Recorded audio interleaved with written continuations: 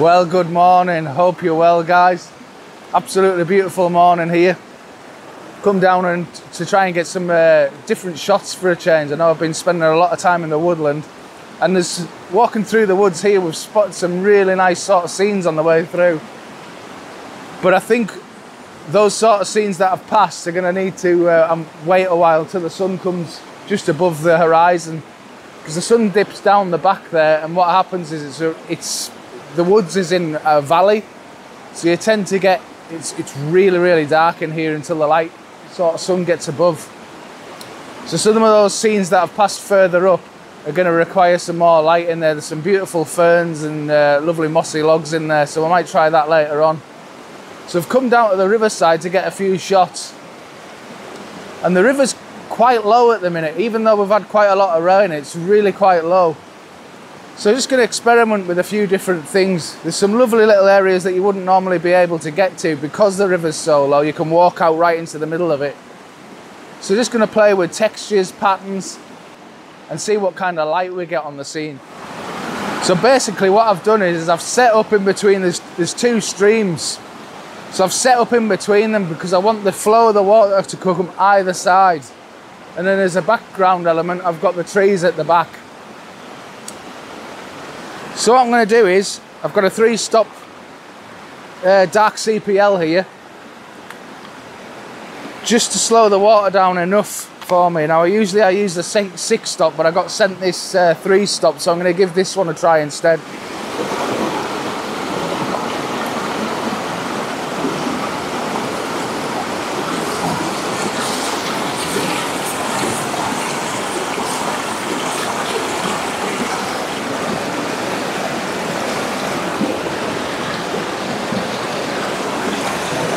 Now this probably isn't one of my favourite scenes, but what I'm going to do is I'm just going to use this as a starting point.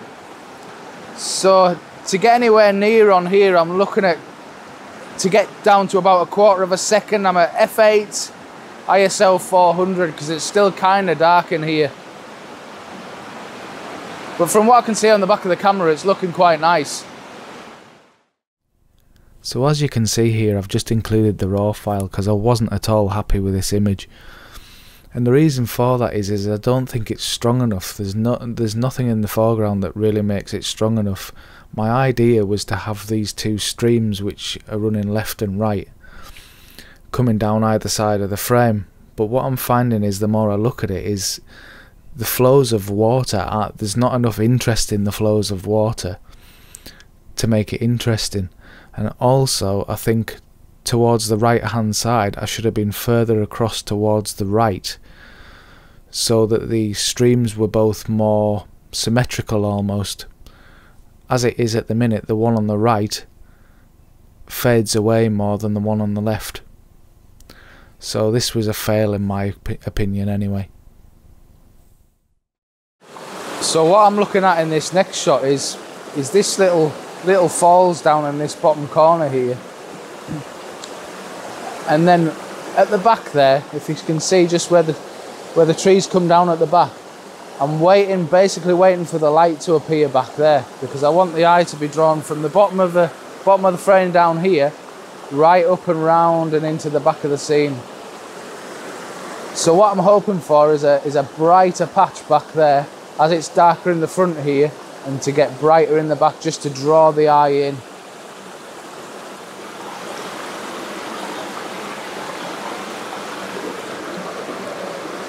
So looking at the back of the camera from here, I tried it in portrait orientation as well as landscape, and I'm thinking that portrait orientation works better for this shot for me anyway, because you get more real estate on the back of the screen, so you actually see the back of that frame a lot nicer and the light at the back of the scene a lot nicer. When you put it in landscape, that back part sort of gets narrower and lower to the bottom of the frame. So basically what I've done with this same shot is I've left it in portrait mode and come really quite low down to the ground now, and it's really emphasising the foreground. So this little sort of cascade in front here makes it look a lot bigger in the frame, getting so low to the ground. And it's leading the eye nicely now, because you've got that nice foreground element that leads into that background up the top. And again, just waiting for the light to hit in that back area so that there's something for the eye to be drawn into.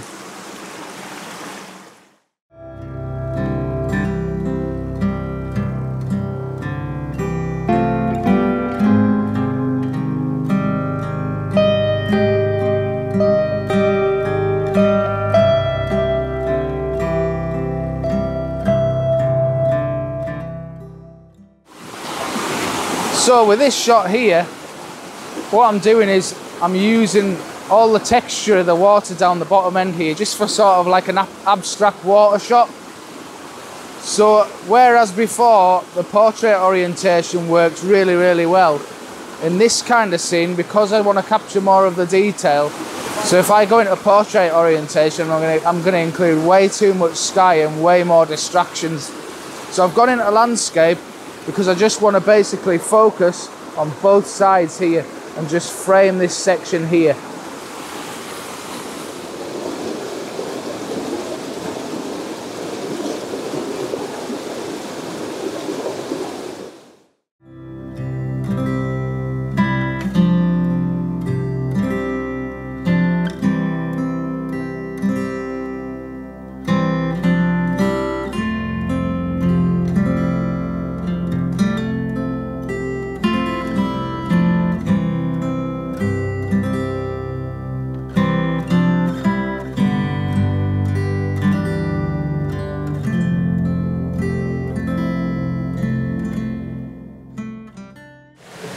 So we've come down a bit further along the river from where we were before, and I've shot this particular scene quite a few times before,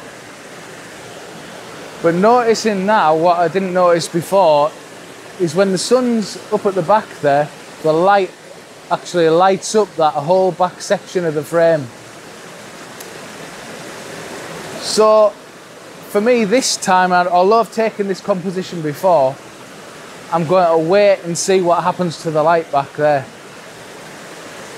Now, on the last couple of videos, you've seen that I've been taking more time about the compositions that I've been coming up with and working them and trying to find something that works a lot better for me. I've found the composition I like here, so this time it's more about actually waiting for the light to happen. Because I think the last time I shot this, maybe the light wasn't the best. So if I can use the same composition but actually get a much better image because of the light, it's worth hanging around for.